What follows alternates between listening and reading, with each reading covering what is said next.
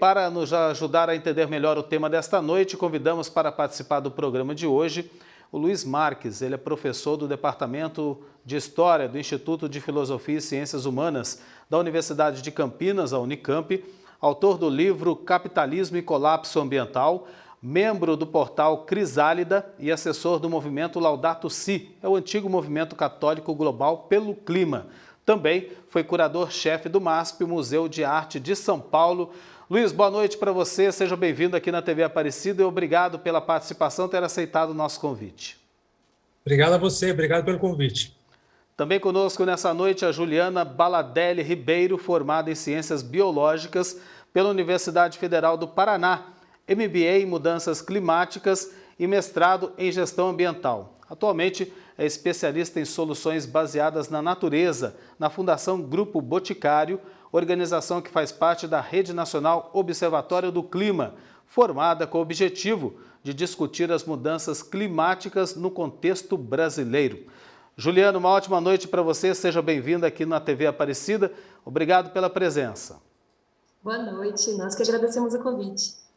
Bem, para a gente começar a discussão do tema de hoje, que é muito pertinente aos dias atuais, quando a gente fala de mudanças climáticas e o futuro da humanidade, gostaria primeiro da gente esclarecer ao público que está acompanhando o Aparecida Debate no programa desta noite, para falar exatamente e definir o que é o efeito estufa. Tem alguma relação com o aquecimento global? É a mesma coisa, efeito estufa e aquecimento global? Começo por você então, Luiz, por favor. É uma questão bastante complexa, mas ao mesmo tempo ela é bastante simples. Quer dizer, digamos assim, nas suas bases elementares, ela é de fácil compreensão. Basicamente é o seguinte: o planeta Terra é envolvido por uma atmosfera com gases, entre os quais, por exemplo, o gás dióxido de carbono, nitrogênio 70%, 21% de oxigênio e assim por diante. E essa película de atmosfera, ela garante que o planeta tenha uma temperatura, hoje em dia, por volta de 15 graus Celsius na sua média planetária. Se não houvesse essa atmosfera, o planeta seria muito mais frio. Ele seria provavelmente alguma coisa da ordem de 18 graus negativos, portanto, ele seria 33 graus Celsius mais frio do que ele é hoje. Portanto, não haveria água em estado líquido e não haveria vida. Nós não estaríamos conversando aqui. Então, o efeito estufa ele é fundamental para que a vida exista. O problema não é o efeito estufa em si, o problema é o excesso de efeito estufa. Ou seja, ao longo dos últimos 12 mil anos, a quantidade de dióxido de carbono que havia na atmosfera, mais ou menos era de alguma coisa da ordem de 280, 285 partes por milhão. Se você pegar 1 milhão de moléculas na atmosfera, o dióxido de carbono correspondia a alguma coisa como 280, 285 partes por milhão.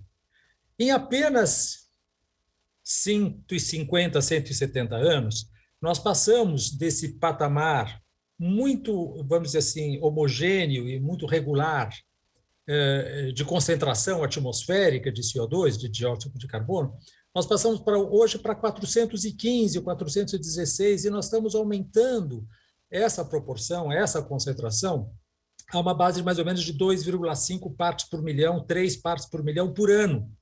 Vejam que nos anos 60, essa concentração ela evoluía a uma base de menos de uma parte por milhão.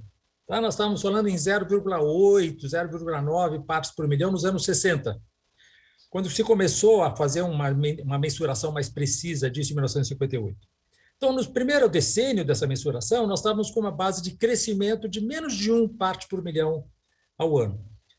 Na década de 2010, 2019, essa evolução passou para 2,5, 2,4 partes por milhão, e agora nós estamos em 2,5, 2,6, o ano retrasado tivemos 3, a evolução de 3 partes por milhão. Estamos correndo muito, muito rapidamente nesse aumento da concentração. E essas passagens, na pré-história, na época, em fases geológicas anteriores, ela era da ordem de 1 centésimo de milésimo de aumento de parte por milhão por ano, um centésimo de milésimo. Agora nós estamos falando em 2,5, 2,3 todo ano. Portanto, nós estamos agora numa espécie de corrida desabalada em direção ao aumento desse gás específico, que é o dióxido de carbono na atmosfera. Mas existem outros gases que também estão aumentando. O metano é um deles, o óxido nitroso é um deles, baseado, sobretudo, decorrente, sobretudo, da queima de combustíveis fósseis e do modelo agrícola que nós estamos fazendo, que está nos levando ao desmatamento muito grande e está nos levando também ao uso de fertilizantes excessivos, que faz com que exatamente esses gases, esses outros gases de efeito estufa também aumentem. Basicamente é essa, para introduzir o assunto. Bem esclarecido, né? A gente consegue assim a definição do que é o efeito estufa, está diretamente relacionado e provoca o aquecimento global. E pelo que eu entendi, Juliana, daí eu queria perguntar para você agora, a questão do aquecimento global tem muito a ver com o nosso consumo, então, né? Totalmente, aham. A gente está pegando esse combustível que estava armazenado, né, lá no subsolo, todo esse petróleo que estava estocado milhares de anos e consumindo numa velocidade muito impressionante e colocando todos esses gases de efeito estufa na atmosfera, aumentando essa camada aí do cobertor, né, como o professor explicou muito bem, né, o que vai tornando a nossa vida aqui mais complicada, com tantos eventos extremos. Então, a gente tem que, sim, repensar o nosso consumo, principalmente o consumo de combustíveis fósseis, que é petróleo, né, gás, mas também todo o nosso consumo, porque tudo que a gente consome leva energia para ser produzido, né? Então, a gente tem que pensar que todas as coisas que a gente compra, caso a gente compre aí coisas que não precisaria, coisas desnecessárias, foi gasto energia e foram emitidos gases de efeito estufa para produzir tudo isso. Então, nós temos que pensar na nossa responsabilidade aqui com o nosso planetinha. Isso significa, a gente pode concluir, né, que a gente não está cuidando tão bem assim da nossa casa comum, como define o Papa Francisco. Agora, a gente tem visto nesses últimos meses, especialmente lá na introdução, eu toquei nesse assunto, desastres naturais, situações que não aconteciam antes. Por exemplo, incêndios florestais que estão batendo recordes, principalmente na Europa, nos Estados Unidos, ondas de calor nesse momento no hemisfério norte. Aqui no hemisfério sul nós tivemos uma onda congelante, uma onda de massa de ar polar nunca vista em pelo menos aí um século. Ou seja, são demonstrações dessas mudanças climáticas, Juliana. A gente já está vivendo a mudança climática, inclusive a gente tem imagens, enquanto você vai respondendo junto com o Luiz, para o nosso público ter noção do que isso pode provocar no nosso planeta, né? Sim, nós já estamos percebendo as consequências das mudanças climáticas, né? Então, tem gente que fala que são as previsões climáticas, parece que é uma bola de cristal de uma coisa que vai acontecer lá no futuro, mas não é bem assim. Nós já estamos percebendo os impactos, né? Teve agora a chuva na China, que foi equivalente a praticamente um ano de chuva em apenas 3 dias. Então, imagine qual é a infraestrutura que um país tem que ter para aguentar uma chuva tão intensa, né? A gente tem registrado aí também na Alemanha pessoas super idosas que moram no mesmo lugar há muitos anos, que a família já mora na mesma casa há muitos anos e nunca tinham visto uma chuva tão intensa como aconteceu agora nos últimos dias na Alemanha, né? Nós tivemos também incêndios florestais no Canadá, nos Estados Unidos, então nós estamos vendo que isso está afetando o mundo todo. É realmente um problema global, né? Por isso que a gente chama aí de aquecimento global, mas na verdade esse aquecimento médio na temperatura do planeta é que faz essa mudança nos padrões de chuva, principalmente, né? Então isso que acaba afetando, colocando muita chuva concentrada em um período muito curto de tempo, aí não dá tempo da nossa infraestrutura reagir. Qualquer que seja a melhor infraestrutura de drenagem urbana que tenha, não dá conta de uma chuva tão intensa. Ao mesmo tempo, falta água em alguns lugares onde sempre chovia bastante, né? Então, aqui, por exemplo, eu moro aqui em Curitiba, no Paraná, está tendo uma estiagem histórica. Nós estamos convivendo já há quase um ano com chuva, com falta de chuva, né, no caso. Então, um período muito seco. E isso afeta muito tanto a agricultura, como a questão de abastecimento, ter que fazer rodízio para a população, e afeta também a produção de energia, né? Lembrando que aqui no Brasil, a produção de energia ela é principalmente baseada no modelo hidrelétrico. Então, falta água, também falta energia para a gente. Luiz, esses desastres, a Juliana citou agora há pouco, a gente mostrou aqui algumas imagens, estão diretamente relacionadas com as mudanças climáticas, todos eles. O nosso planeta está doente, Luiz? Claramente nós estamos num processo muito rápido de desregulamento do sistema climático. E esse desregulamento ele se manifesta, sobretudo, por um aumento da temperatura média do planeta, né? Nós já aumentamos, em relação ao período pré-industrial, que eles chamam convencionalmente 1850 e 1900, outros falam 1880, 1920, mas, em suma, em relação ao século XIX, de forma geral, nós já aumentamos a temperatura média global do planeta, tanto da parte terrestre quanto da parte oceânica, em 1,2, 1,3 graus Celsius, que não parece muito, não é? Mas, na verdade, um aumento de 1,2 graus Celsius nunca aconteceu na temperatura média do planeta, nunca aconteceu em toda a época geológica anterior, que é o Holoceno, que começou há 11.700 anos atrás. Então, esse tipo de pequena alteração que parece pequena, né? Porque, afinal das contas, a gente fala 1 grau, né? Todo dia aumenta muito mais, diminui muito mais, mas não é essa a métrica que nós devemos levar em consideração. Porque 1,2 graus Celsius implica em aumentos, em picos de calor e em picos de frio, mas, sobretudo, picos de calor. Eles são, por exemplo, nos Estados Unidos, que é bem mensurado isso, os picos de calor são mais do dobro agora do que os picos de frio. E para nós termos uma ideia do que significa isso, até 1980, disso quem fala é o National Oceanic and Atmospheric Administration, que é uma agência nos Estados Unidos que opera todo esse monitoramento de temperatura no oceano e também na atmosfera baixa.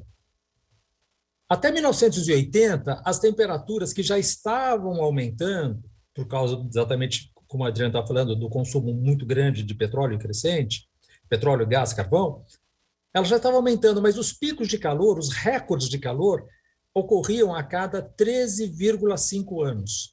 Ou seja, para que houvesse um recorde de calor, passavam-se 13,5 anos, depois tinha um recorde de calor, passavam-se mais 13 na média, né? De 1981 para cá, esses recordes de calor estão acontecendo a cada 3 anos, não 13,5 anos, mas a cada 3 anos. Então, os recordes de calor agora, nos últimos 5 a 10 anos, de 2015 para cá, dos últimos 6 anos, eles estão acontecendo rapidissimamente. E veja, em 2021, a Organização Meteorológica Mundial disse que não tinha condição de monitorar, de averiguar esses recordes de calor, porque eles estavam acontecendo simultaneamente, só no Canadá, nos Estados Unidos, mais de 60 recordes de calor. Então, nós estamos agora entrando numa situação em que você tem pelo menos 20 países cujos recordes de calor estão entre 44 graus e 54,4 graus. Essas são temperaturas nas quais a população humana, os humanos, e não apenas os humanos, de forma geral, os organismos, vamos dizer assim, endotérmicos, né, os mamíferos, de forma geral, etc., eles não têm condições de aguentar isso. Então, vou te dar 2 exemplos. Por exemplo, o Kuwait. No Kuwait, durante o verão, durante os meses de julho e agosto, já é proibido trabalhar ao ar livre, ao sol, das 11 da manhã às 5 da tarde, porque senão a pessoa morre. E um segundo exemplo muito impressionante é que você sabe que em Atenas, uma das grandes atrações turísticas de Atenas é a visita ao Pártenon, né? Lá na Acrópole de Atenas, etc. Ela foi proibida agora, nesse verão atual, do meio-dia às 5 da tarde, porque a pessoa não aguenta ficar ao sol naquele momento. E já está uma temperatura 42, 43, 44 graus. Então, nós estamos entrando numa situação em que nós estamos perdendo habitat, nós estamos perdendo áreas do planeta em que nós podemos viver dentro de condições climáticas que sejam, vamos dizer assim, confortáveis para nós. Esse é um problema gravíssimo e seríssimo. Eu acho que a ficha não caiu ainda suficientemente em relação à gravidade desse problema. Nesse ritmo que você pontuou no bloco anterior, o que vai acontecer com o planeta daqui 5, 10, 20 anos? Olha, evidentemente, o que vai acontecer nesse futuro tão próximo depende muito fortemente do nosso comportamento, depende muito fortemente das atitudes que as sociedades e os governos e as empresas assumirem, os compromissos que eles assumirem, ou a falta de compromisso em relação a essas questões. Quer dizer, veja, quando nós emitimos um grama, digamos assim, de CO2, né? Quando eu ligo meu carro e existe uma queima de gasolina, através do escapamento do meu carro existe emissão de CO2, por exemplo. Esse CO2 que eu estou emitindo hoje, ele vai ter um potencial, ele vai aquecendo a atmosfera até chegar num potencial daqui a 10 anos. Então, e a partir desses 10 anos, ele permanece, o gás de efeito, o CO2 é um gás muito estável, ele fica muito tempo na atmosfera. E ele vai ficar, portanto, ao longo de, a maior parte dele fica séculos e tem uma cauda final dele que fica milênios. Então, o que nós estamos emitindo hoje, nós vamos sentir o maior impacto daqui a 10 anos. Portanto, a gente já tem, digamos assim, uma espécie de aquecimento comprometido, já está contratado, já está chegando para nós em função daquilo que nós estamos fazendo hoje, e o aquecimento que nós estamos sentindo hoje decorre daquilo que nós fizemos nos anos passados, 10 anos, 9 anos passados. Portanto, não é possível nós pensarmos que, uma vez que nós parássemos de emitir, imediatamente o aquecimento desapareceria. Não é assim, haverá, portanto, consequências que já são inevitáveis. O que os cientistas dizem, basicamente, existe muita discussão sobre isso, etc., claro, mas o que os cientistas dizem de forma geral é o seguinte, quer dizer, 1,5 graus Celsius, nós estamos de 1,2 agora, quando aumentarmos para 0,3 graus Celsius a mais, nós vamos ter um aumento muito maior nas consequências do que os últimos 0,3 graus Celsius que foram acrescidos à média da temperatura global. Então, as respostas do clima, elas não são proporcionais, elas não são uniformes, elas não são proporcionais, elas não são lineares em relação ao aquecimento passado.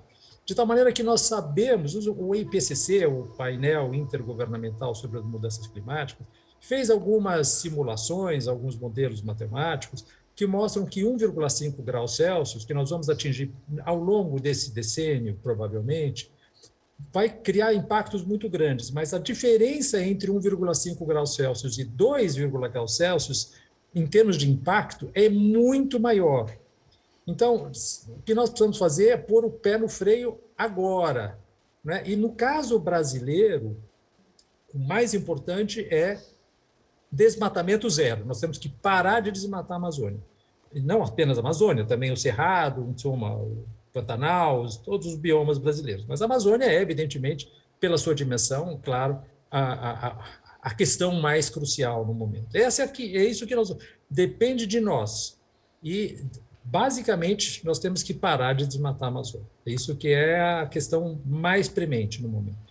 Exatamente, eu creio aí que cada um tem que fazer a sua parte nessa contribuição conjunta para salvar o nosso planeta desse futuro sombrio que a gente está traçando aqui. A gente está apenas trazendo, não é, Juliana, a realidade do que está acontecendo diante do aquecimento global. Agora, daqui a pouco a gente vai falar sobre a questão da Amazônia, especificamente sobre a nossa floresta, mas agora eu queria aprofundar um pouquinho mais. O Luiz estava falando, começou a falar dos impactos que são provocados pelas mudanças climáticas.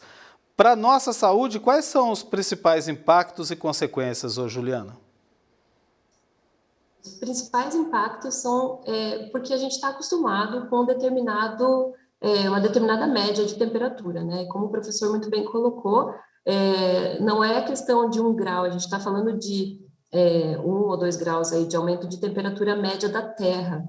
Mas isso significa que em alguns locais vai aumentar muitos picos de calor, em alguns lugares vai aumentar até mesmo o frio, né? Às vezes até mesmo essas ondas de frio são consequências das mudanças climáticas, né? Porque altera todo esse padrão climático global. E algumas pessoas são mais vulneráveis aos impactos desses picos. Por exemplo, pessoas muito idosas, né? Elas já têm a saúde sensibilizada, fragilizada, então elas sofrem muito mais problemas aí decorrentes dos picos de temperatura, assim como as pessoas que moram em regiões, por exemplo, em habitações, em comunidades no Rio de Janeiro, onde já faz muito calor, 40 graus, e as pessoas não têm como calibrar essa temperatura internamente nas suas casas, não tem como colocar ar-condicionado, não tem como melhorar isso, né? Então, o que acontece? Essas pessoas sofrem mais. Então, as pessoas que já são mais vulneráveis, elas tendem a sofrer mais ainda, de forma mais intensa, os impactos da mudança do clima. Por isso que a gente considera que os impactos da mudança do clima também refletem os impactos socioeconômicos.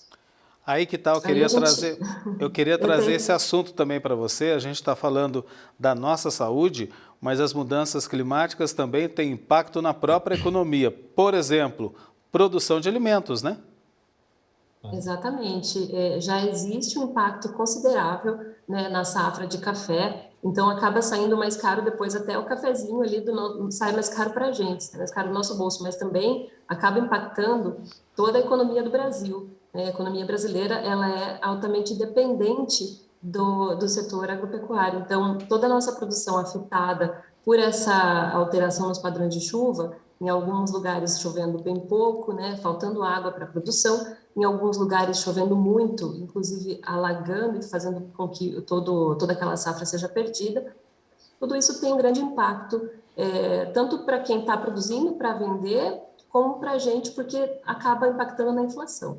Então, de forma geral, a economia é prejudicada por essas questões climáticas, fortemente.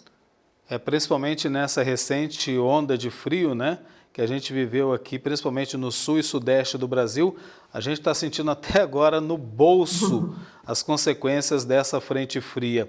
Agora, Luiz, vamos falar da pandemia do coronavírus. Teve alguma influência ou pode ter alguma influência no aquecimento global, nas mudanças climáticas também? Veja, a pandemia, né, nós temos que olhar de dois lados, né? Independentemente, claro, o lado mais importante, que não é nem o caso de citar aqui, o sofrimento imenso, as mortes terríveis, não é, que aconteceram. Nós estamos hoje falando em 4 milhões de mortes no mundo todo, o Brasil com mais de 550 mil mortes, né? Portanto, muito mais do que proporcionalmente em relação à sua população, né? A população do Brasil no mundo é 2%, né? E nós temos, na verdade, alguma coisa da ordem de porcentagem muito importante, 20% das mortes ocorreram no Brasil, alguma coisa dessa ordem. Portanto, sim, a questão fundamental é essa, mas no que diz respeito ao nosso assunto aqui, acho que há duas questões que são muito importantes. A primeira é o fato de que, efetivamente, a pandemia, ao longo do ano de 2020 e também 2021, até agora, ela causou uma baixa muito grande na atividade econômica e na mobilidade das pessoas. Portanto, muito menos voos aéreos, muito menor locomoção de forma geral, e isso fez com que diminuísse momentaneamente as emissões de gases de efeito estufa, sobretudo o CO2, né, e o metano, e o óxido nitroso também. Isso fez com que houvesse, então, uma baixa, se você pegar as emissões que ocorreram ao longo, as emissões de gases de efeito estufa, né, que ocorreram ao longo de 2020, elas são 6% mais ou menos menor do que as emissões de 2019. Foi a primeira vez em que houve uma diminuição dessas emissões, na verdade, a segunda vez, porque no auge da crise financeira de 2008 e 2009 não chegou a haver uma diminuição, mas houve uma estabilização, vamos dizer assim, das emissões. Só que em 2022, o que tem sido mostrado é que em 2022 nós já vamos chegar aos patamares de emissões de gases de efeito estufa típicos do período pré-pandemia, 2019. E em 2023 nós já vamos aumentar novamente essas emissões, sendo que em 2022, o que está se supondo que agora, em 2021, é que haja um salto sem precedentes, que não vai chegar a 2019, mas já haverá um salto sem precedentes, de tal maneira que nós vamos chegar quase já ao nível de 2019 em 2021. Isso se, e somente se, lógico, a atividade econômica continuar se recuperando como vem se recuperando. Porque existe essa variante Delta aí, nós não sabemos que surpresas ela pode nos reservar. Acho que o segundo ponto que é importante que a gente entenda é o seguinte, quer dizer, a pandemia ela foi, em parte, causada pelo desmatamento. Porque a pandemia é uma zoonose. Essa zoonose significa o quê? Significa uma doença que é um patógeno, no caso um vírus, que é transmitido de uma espécie para a nossa espécie, de uma espécie qualquer para a nossa espécie. Foi exatamente isso que aconteceu. E por que isso acontece mais frequentemente, mais provavelmente? É porque nós estamos invadindo o habitat de animais que são hospedeiros desses vírus, mas que já, nesse caso, eles já estão habituados a esse vírus, né, estão imunes a esse vírus, mas nós não estamos. Então, quando nós desmatamos, nós entramos em contato, por exemplo, com morcegos, entramos em contato com macacos, entramos em contato com uma série de animais que são portadores desse vírus, e agora, quando o vírus salta para nós, porque o que o vírus quer fazer é isso, ele quer saltar, né, de espécie para espécie, porque é claro. Ele ganha sorte grande, porque ele entra numa espécie que não está preparada para ele, que não tem resistência a ele, e que é muito dispersa no globo, e que se locomove muito. Então, grande parte do nosso problema das pandemias, e veja, essa não será a última, haverá outras pandemias, e podem ser inclusive piores, é porque nós estamos agora entrando, invadindo hábitats que são hábitats silvestres. Mais uma vez, nós caímos no problema do desmatamento. Infelizmente, né, enquanto houver a interferência humana, a gente vai estar revivendo esses problemas, infelizmente, essa pandemia que tirou a vida de milhões de pessoas ao redor do planeta, né? Agora, trazendo novamente a questão fortemente das mudanças climáticas, a gente percebe aí, e já temos aqui a certeza, unanimidade, das causas das mudanças climáticas. Emissão de gases que provocam o efeito estufa está relacionado com o nosso próprio consumo, enfim, o nosso método principal de economia no mundo.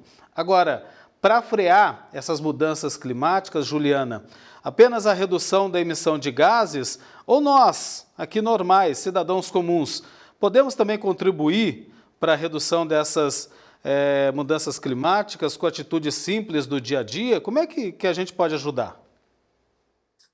Podemos sim, cada escolha que a gente faz, ela acaba impactando na forma como a produção é feita no mundo, né? Então, o que a gente puder evitar de, por exemplo, plástico, né? Quando a gente utiliza itens de plástico, aqueles itens que são utilizados apenas uma vez. Então, você utilizou ali aquele copinho e já joga fora, né? Para produzir aquele copo foi necessário muita água, além dele ser também um tipo de um derivado de petróleo, né? Então, nós temos que pensar muito no nosso consumo, nós temos que pensar na nossa mobilidade, né? Quais são as nossas escolhas? A gente está usando no nosso carro gasolina ou etanol.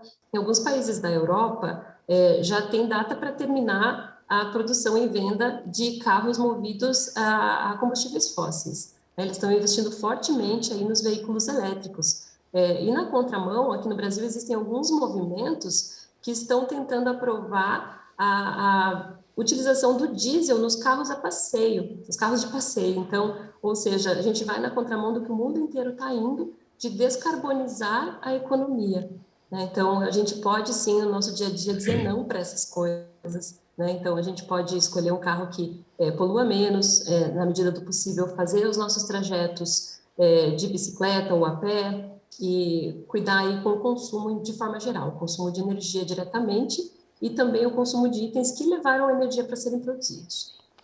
Luiz, agora a gente está caminhando para o final desse bloco também. Infelizmente, a gente tem visto vários encontros, eu lembro lá do encontro no Rio de Janeiro, que mobilizou o mundo inteiro praticamente em torno dessa questão ambiental. De lá para cá foram vários outros envolvendo os líderes mundiais. Muito se tentou um acordo climático, mas é difícil, hein, Luiz? Por que isso acontece? É difícil, sim. Eu queria, antes de responder essa questão, complementar um pouquinho o que a Juliana disse, que eu acho que é importante na parte da iniciativa pessoal. Vejam, 90% dos desmatamentos da Amazônia se deve à abertura de pastos, pastagens, porque aumentou 10 vezes o número de cabeças de gado na Amazônia em relação a 20, 30 anos atrás, desde 1980. Bom, se 90% do desmatamento se deve à abertura de pastagens, isso é um dado do MAP Biomas, que é feito através de mensuração de satélites, etc., etc. E nós consumimos 80% da carne produzida no Brasil.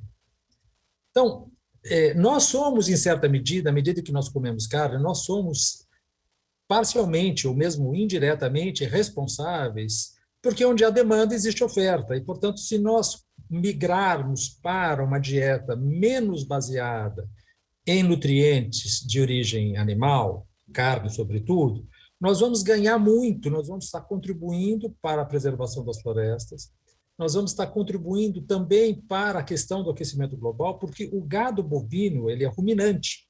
E o fato, a atividade entérica de digestão do gado faz com que ele emita metano, e o metano é um outro gás de efeito estufa muito fortemente mais poderoso do CO2. Ele fica menos tempo na atmosfera, mas ele é mais poderoso, ele tem um efeito maior. Então, se nós diminuirmos o nosso consumo de carne, não faz mal para ninguém diminuir o consumo de carne, muito pelo contrário, faz bem. Nós vamos estar dando uma enorme contribuição para a questão. Agora a gente vai falar do nosso maior bem que a gente anda castigando bastante, que é a nossa floresta amazônica. Eu deixei proposital para esse terceiro e último bloco, para a gente poder analisar também o quanto da nossa responsabilidade enquanto país para o aquecimento global e para a destruição do meio ambiente. Começo por você então, Luiz. Sem Amazônia, sem água, tem a plaquinha aí atrás de você. A gente tocou no assunto, mas agora eu gostaria de aprofundar. Desmatamento da Amazônia, o quanto e como contribui para o aquecimento global e as mudanças climáticas? Eduardo, é o seguinte, olha, um dado que parece que dá muito bem a ideia, né, a dimensão do problema. A Amazônia é a maior floresta tropical do mundo. As outras somadas não dão a Amazônia. Então, agora imaginemos então as florestas tropicais do mundo. As florestas tropicais do mundo, o desmatamento dessas florestas tropicais do mundo, se as florestas tropicais fossem um país, esse país, entre aspas, seria o terceiro maior emissor de gases de efeito estufa do mundo. O primeiro é a China, o segundo é os Estados Unidos, e o terceiro é as emissões provenientes do desmatamento e da queima das florestas tropicais. Então, para ter uma ideia, né, o tamanho da encrenca, o tamanho do problema, é o fato exatamente que nós estamos agora queimando uma quantidade gigantesca de carbono, na forma de troncos, na forma de solo, na forma de folhas, assim por diante, que estão indo diretamente para a atmosfera, aquecendo a atmosfera. Mas esse não é apenas vamos dizer assim, não é um dos problemas. O segundo grande problema é que nós estamos destruindo a biodiversidade. E nós somos parte da biodiversidade, nós não estamos fora da natureza, nós somos um elo dessa natureza. E sem a natureza, nós não vamos conseguir sobreviver. Vou dar só um exemplo. Os polinizadores, os insetos, mas também os vertebrados, por exemplo, morcegos e outros animais, eles são responsáveis pela polinização de vegetais, dos quais nós dependemos em 90% do nosso consumo de vitamina C. Então, veja que nós precisamos da vitamina C, né? E nós podemos ter a vitamina C só e somente porque nós temos um sistema biológico de polinização, de reprodução, de fecundação das plantas. Sem esses polinizadores, nós estaríamos completamente privados de elementos fundamentais para a nossa nutrição. Então, a floresta amazônica, ela é realmente o centro. Para onde for a floresta amazônica, as sociedades irão, né? E essa é a grande responsabilidade que esse governo não está assumindo. Muito pelo contrário, ele está incentivando a destruição da floresta. Juliana, você agora, eu gostaria de perguntar para você, a Amazônia ainda é considerada o pulmão do mundo e se o desmatamento continuar nesse ritmo, a gente falou aí de alta pelo 4º mês seguido, ou seja, um ano bem dramático para a floresta amazônica, o que pode acontecer em relação às mudanças climáticas? A floresta amazônica, pelo tamanho, né, da dimensão dessa floresta, ela tem uma importância global. E a gente percebeu, em um determinado momento no ano passado, que os incêndios da Amazônia estavam fazendo, a fumaça dos incêndios da Amazônia estavam chegando em São Paulo, né? Então, para a gente perceber que existem esses rios voadores, né? A floresta, ela transpira, então toda essa umidade da floresta, ela é carregada pelas massas de ar e ela acaba abastecendo toda a região aqui sudeste, centro do Brasil. Então, não é só o impacto na floresta, a gente tem que pensar que isso é um impacto no clima do mundo inteiro, né? O planeta é um só e qualquer coisa que a gente faça aqui vai acabar tendo impactos em outros locais. E eu queria até trazer também, complementar o professor que a gente às vezes nem conhece, né? Então, o professor comentou muito bem aí sobre os polinizadores, mas às vezes a gente nem conhece quais impactos a gente está provocando na biodiversidade. E a gente depende completamente da biodiversidade para a nossa sobrevivência. Então, eu vou trazer só um exemplo, que é uma curiosidade. Sabe que o gênero que as tartarugas nascem, ele é dependente da temperatura. Então, numa temperatura mais alta, começam a nascer apenas fêmeas. Então, esse é um tipo de impacto que a gente nunca pode ter nem imaginado, né? Mas nós podemos estar aí afetando toda uma geração de tartarugas somente pela alteração da temperatura. Nós fizemos também aqui na Fundação Grupo Boticário um apoio à pesquisa sobre os impactos da mudança do clima na Mata Atlântica. E durante um ano inteiro, um pesquisador estava pesquisando aquela ave, é uma ave endêmica aqui da região, que chama bicudinho do brejo. Ele não conseguiu achar nenhum filhote vivo, porque foi um ano de muita chuva e todos os ninhos ficaram encharcados, os filhotes morreram. Então, assim, a gente vai se dar conta dos impactos que nós estamos provocando sobre a biodiversidade quando ela começar a fazer falta para a gente. E isso não vai demorar para acontecer. Juliana, você diria que nós próprios brasileiros pouco conhecemos a riqueza que tem a floresta amazônica? Com certeza. E a floresta amazônica, ela está, ao mesmo tempo, tão distante de nós, né? A gente pensa em floresta amazônica e vê aquelas imagens que a gente está acostumado a ver, que é um mar de verde. Então, ao mesmo tempo, ela está distante de nós, mas ela está muito próxima. A gente depende completamente da floresta amazônica e de toda essa umidade que ela gera para abastecer aí todos os reservatórios do centro e sudeste do Brasil. Mas não é somente a Amazônia, né? A gente precisa de toda a biodiversidade, de todos os biomas, cada um com as suas características e com a sua importância. Então, aqui na região sudeste, na região mais habitada do Brasil, a gente depende também muito da Mata Atlântica. E a Mata Atlântica já tem tão pouco, já resta tão pouco para ser preservado que qualquer árvore é importante. Luiz, eu gostaria de perguntar para você também, podemos ainda considerar a Amazônia o pulmão do mundo e preservar a floresta é garantir a nossa sobrevivência? As pessoas falam muito frequentemente, né, de que a Amazônia é o pulmão do mundo. Não é uma expressão adequada. A Amazônia, ela, como toda floresta, ela emite oxigênio e depois ela também consome. Essa troca de gases não é que exista não é que nós dependamos da Amazônia para o oxigênio, como as pessoas erroneamente falam. Não é essa a questão. A Amazônia é importante por todas as outras razões do mundo, mas não é essa a razão fundamental. A Amazônia é importante porque ela é o maior, ele é o maior refrigerador do planeta.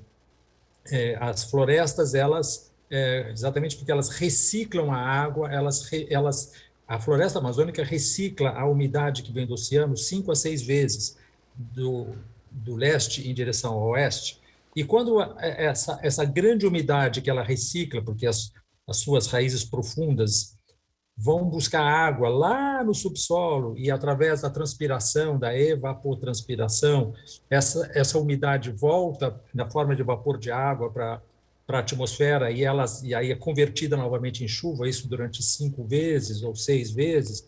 Quando ela bate nos Andes, porque nesse movimento do leste para o oeste, ela se desvia e vem aqui para nós, vem aqui para o sul, vem aqui para o sudeste. E grande parte exatamente das secas que nós estamos agora enfrentando, já enfrentamos uma primeira grande seca em 2014, agora essa seca que nós estamos enfrentando, ela é igual ou pior do que a de 2014, 2005. Nós estamos, portanto, num risco muito grande de desabastecimento, a Juliana já falou isso muito apropriadamente, com os reservatórios fundamentais para a geração de energia elétrica em estados críticos, Então, e a Amazônia, como eu disse novamente, eu digo novamente, ela é um grande estabilizador do clima do planeta. E, portanto, sem a Amazônia, eu acredito que nós não tenhamos as mínimas condições de funcionamento elementar da sociedade, ou seja, nós não vamos ter um grande mecanismo de regulação do clima, nós não vamos ter uma grande fonte de biodiversidade, nós não vamos ter uma questão que é também fundamental, que é a riqueza da biodiversidade. Quer dizer, nós temos que pensar que a biodiversidade ela é tão importante para nós quanto o clima.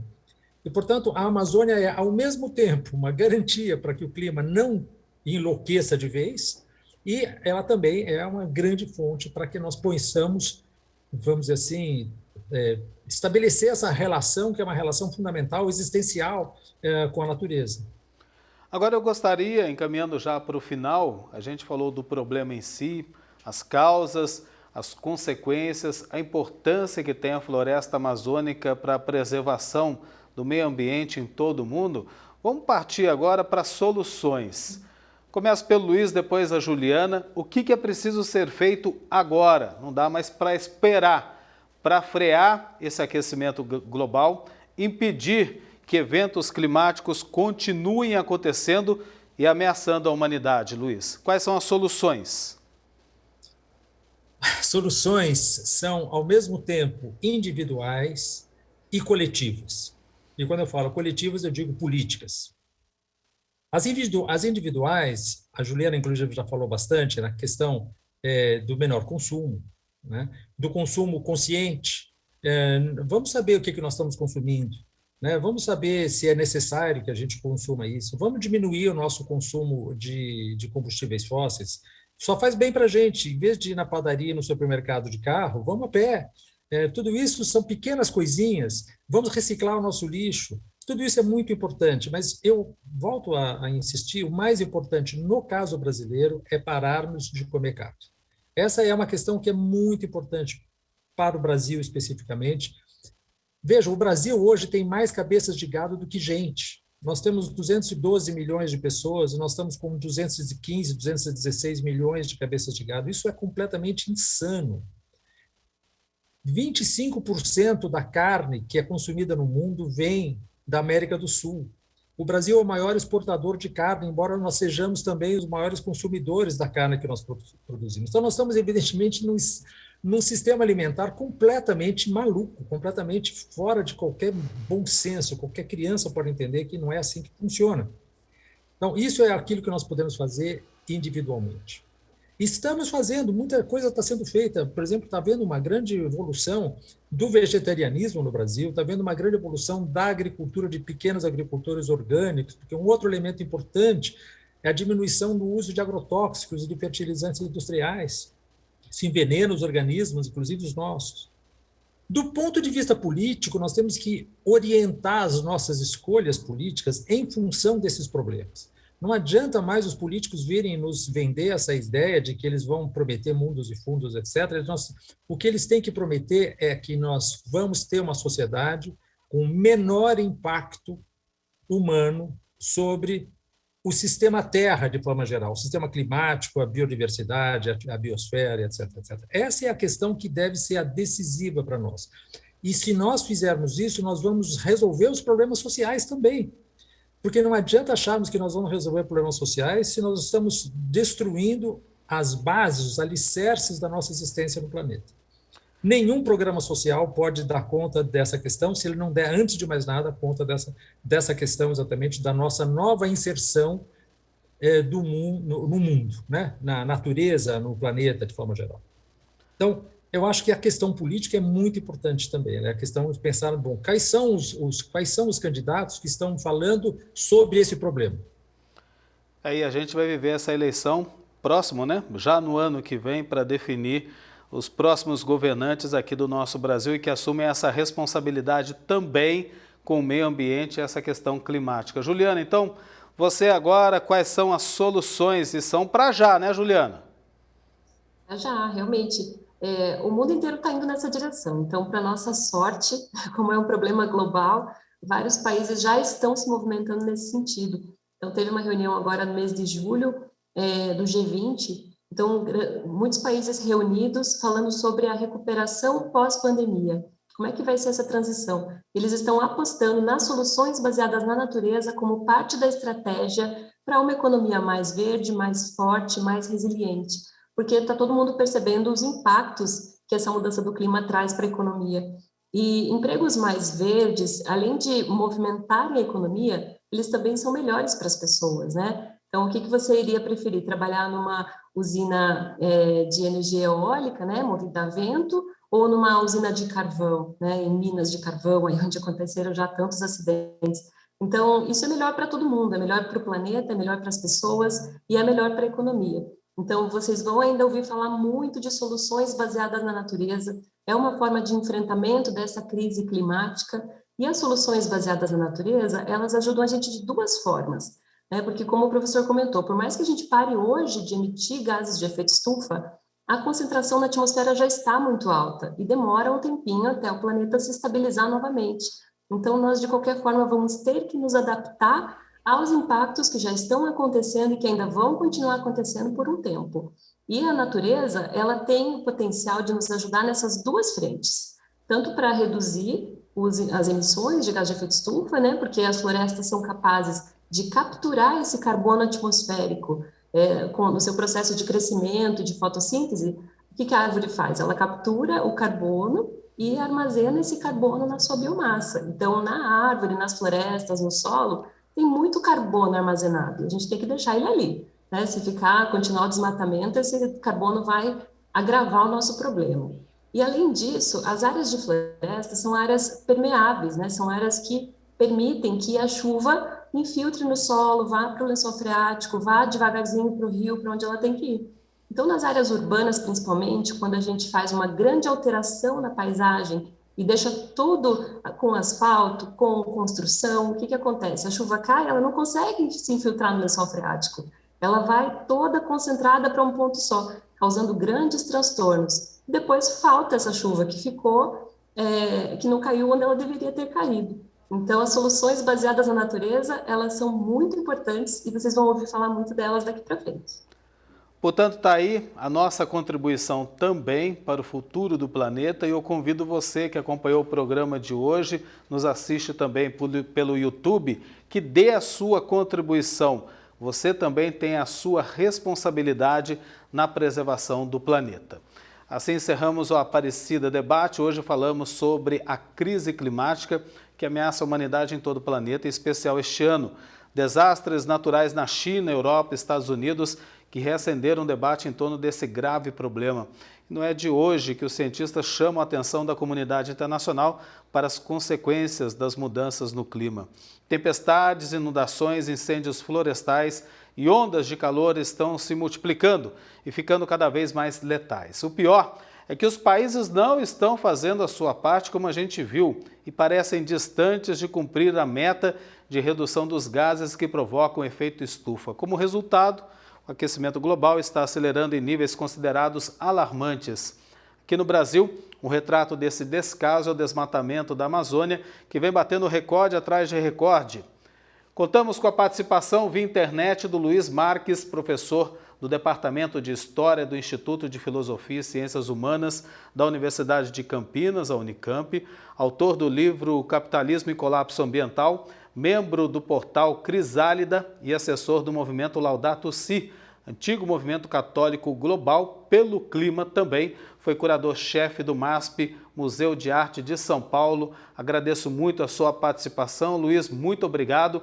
Uma ótima noite para você. Seja sempre bem-vindo aqui na TV Aparecida. Também conosco a Juliana Baladelli Ribeiro, formada em Ciências Biológicas pela Universidade Federal do Paraná, MBA em Mudanças Climáticas e mestrado em Gestão Ambiental. Atualmente é especialista em soluções baseadas na natureza, na Fundação Grupo Boticário, organização que faz parte da Rede Nacional Observatório do Clima, formada com o objetivo de discutir as mudanças climáticas no contexto brasileiro. Juliana, muito obrigado pela participação, pela presença aqui no Aparecida Debate. Seja sempre bem-vinda aqui no canal de Nossa Senhora. Uma ótima noite para você também.